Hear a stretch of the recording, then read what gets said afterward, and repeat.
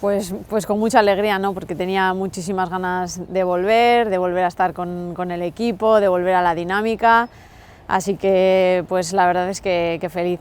Sí, llevo más o menos una semanilla entrenando ya con el equipo, cogiendo sensaciones, porque bueno, al final han sido 4 meses duros, difíciles, así que lo importante es que vaya cogiendo sensaciones, que en cada entrenamiento me encuentre un poquito mejor y bueno, pues así a poder ayudar desde dentro. Sí, en principio fue un golpe que tampoco le di mucha importancia porque bueno, yo el partido lo acabé. Sí que es cierto que al acabar ya notaba mucha molestia en la rodilla y bueno, pues todos pensábamos que iba a ser menos tiempo, pero sí que nunca había tenido una lesión de rodilla y sí que es verdad pues que al final se complicó un poco todo. Ya la semana que me iba a reincorporar pues me rompí el sóleo, entonces pues bueno, nunca me había pasado que había tenido 2 lesiones consecutivas y la verdad es que se ha hecho duro.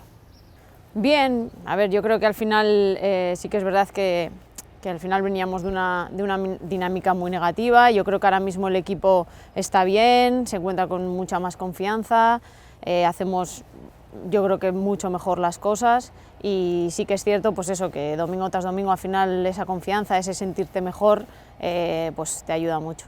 Sí, a ver, el Eibar es un rival difícil y su campo pues al final lo pone todavía aún más complicado.